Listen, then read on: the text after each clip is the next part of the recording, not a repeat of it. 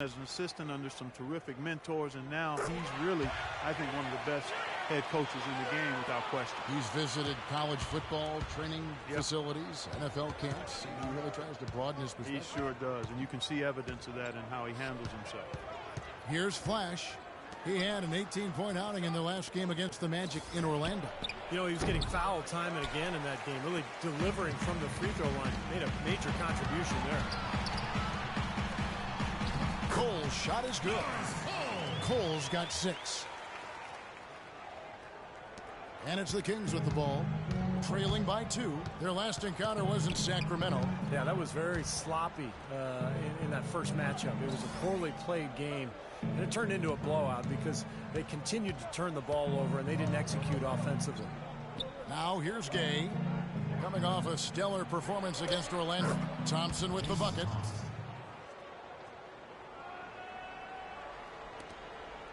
The Heat have gone 2 for 4 from the field so far today.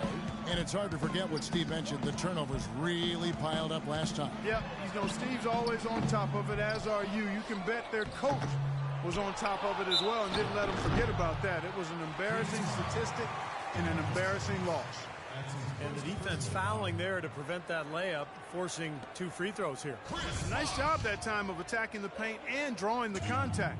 They'll take that. Chris Bosh, in some ways, had been the overlooked, underrated member of the Big Three in Miami, but extremely valuable. A nice complimentary scorer and understated defensively. But with LeBron gone now, he becomes more of a focal point offensively. Here's Flash, averaging 24 points per contest. Kicks it to McLemore. Now the pass to Flash. Clock at 6. Drains the 19-footer. And Chris Bosh posted up a lot more, it seemed, to Clark in Toronto and Miami. It become primarily a face-up threat. And I think that's where he's most comfortable, Kevin. More of a slender build. He takes advantage of his quickness more than his strength, so facing up is really where he's been most effective. Here's Dang after the made shot from Flash. And it's Wade penetrating. A step-back shot here. That's good. Maybe they're still working out the kinks defensively because that was a blatant mistake. For Sacramento, they've gotten 4 of 6 field goal attempts to drop in the first quarter. Here's Flash. The steal. And here's Wade. He's coming off a 13-point game against Washington. He was exquisite in that game, Kevin. It wasn't just the scoring, it was the passing, too. And his teammates, you could tell, were just really enjoying playing with him. And Cole kicks to Wade, using his post moves to get the 2 points. That's just run-of-the-mill for him. Typical day at the office. He's one of the more skilled offensive players out there. And let's run down for you the top point guards in the league this season. Well, you look at Flash, he's absolutely deadly from outside. His first job is to orchestrate for his teammates, but being as fantastic as he is at shooting the 3, he's never reluctant to take that shot if it's available to him. Nor should he be. I mean, I tell you what, I would give him the green light every time down, although he probably already has it. Luol Deng is the definition of a gamer. He averaged over 38 minutes a game over the last 5 seasons with the Bulls. Played with a fractured thumb, torn ligaments in his wrist. He always goes all out at both ends every time he's on the court. And when you talk about the physical toll for Deng, playing those long minutes, tremendous discipline and dedication to keep his body ready to go. You know, his hard work and leadership has to be missed by the Bulls on and off the court. And for Deng, back in the 2013 playoffs, he tried to practice through complications from a spinal tap. You don't hear that very often. That was a life-threatening condition. And Kevin, he was unhappy with his care during that incident and said nobody from the Bulls checked up on him at the hospital. So I think that cast a real cloud over their ensuing contract negotiation. Now here's Bosh, and he gets it to go. Guys, he's got the length to get to the rim, and when he gets there, you never see a clumsy or awkward finish out of him. Everything is smooth and fluid. Landry, Chris Bosh with the rebound. The Heat leading by 5.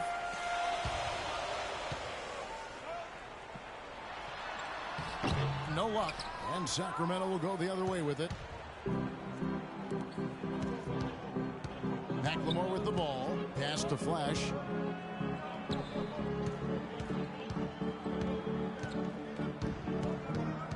Dishes to Thompson. And that's out of bounds. Sacramento will retain possession. I like it. I like it. All through. I like it, though.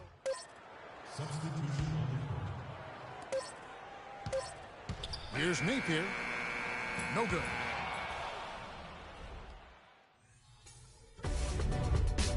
Tune in Monday, March 9th. DeMarcus Cousins and the Sacramento Kings take on Paul Millsap and the Atlanta Hawks. East versus West. Make sure to catch it.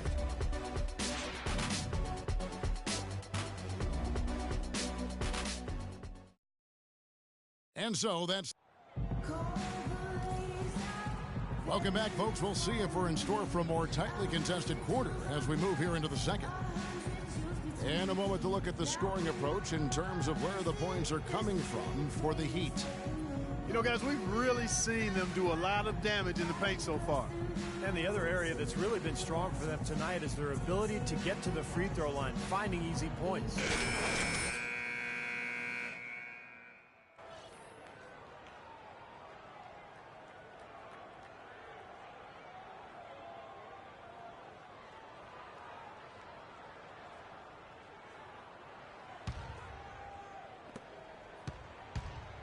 On the court for Sacramento, Landry and Cousins patrol the paint. Flash out there with Collison, and it's Gay in at the 3 spot. How about that? Gets it off right in the face of the big fella. Quick release. And operating on the perimeter like that negates some of the height disadvantage, too. And Doris Burke has something for us. Hey, Doris. Guys, Kings head coach Mike Malone, a demanding, defensive-minded coach. Some might fear that he'd rub his team the wrong way. But star big man DeMarcus Cousins loves his approach, saying he's done an incredible job of keeping us together, keeping us motivated. I'm with Malone until the end. He has my back, and I've got his. Good working situation, guys. It's all about getting that buy-in from your best players. Thanks, Doris. Here's Napier. After the made shot from Flash. Shot on the wing. It's hauled in by Gay. There's no getting around the simple fact that that's a shot he has to knock down.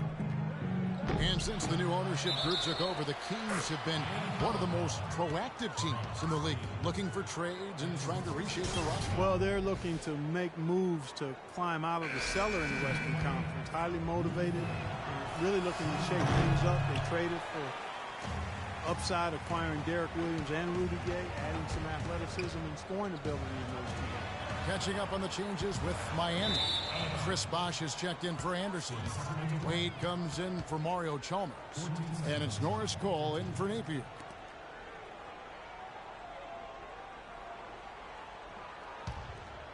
The Kings trail by 5. And for the Kings, interesting that they traded away Tyreke Evans, but then traded for Rudy Gay. Gay, 3 years older and with a much larger salary. But, of course, he's a better perimeter shooter. So I think the thinking was he was a better fit for the team. Here's Wade after the made shot from Flash. Bosh sets the pick for Wade. And there's the feed to Bosh. Back to Wade. Out to the right wing. 5 to shoot. Miami no good on that time either.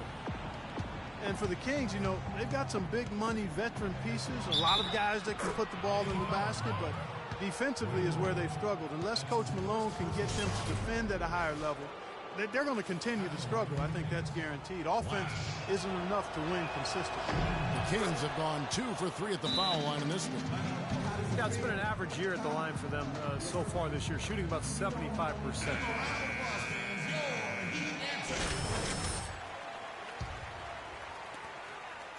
He'd have gotten only one of their first 4 shots in the second quarter to drop. Granger right side.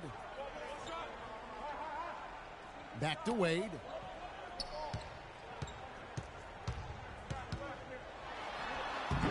They can't stop the run with that one. Major defensive lapse right there. I mean, he's not a player you can leave open for a jump shot. You've got to stay attached to him. They're lucky he couldn't punish them for it. And it's out of bounds. The Heat will take it the other way.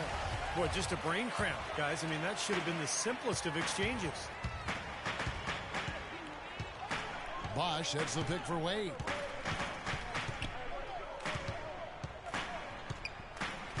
He kicks it to Cole. Back to Wade. And they call an illegal screen here. Well, if you're going to set a screen like that, you've got to make sure your feet are set. I agree with you, and I thought maybe he was set that time, Steve. I thought it was a good screen on his part. Great offensive performance they're putting on. You see the benefit of knocking down baskets consecutively because it leads to the confidence growing and growing, doesn't it, Steve? It sure does, and now it's to the point where they just feel unstoppable. Here's Wade after the made shot from Flash. It's stolen by McLemore. Flash passes to McLemore. Here's Flash. He's got 15. That's good. Now it's a 4-point Kings lead. And now we can see them really working it inside. Taking advantage of the defense, really pounding it down low. With a break in the action, time for a rundown now of the most accurate shooters at small forward over the last 10 games. Number 1, Luol Deng. Second, Rudy Gay.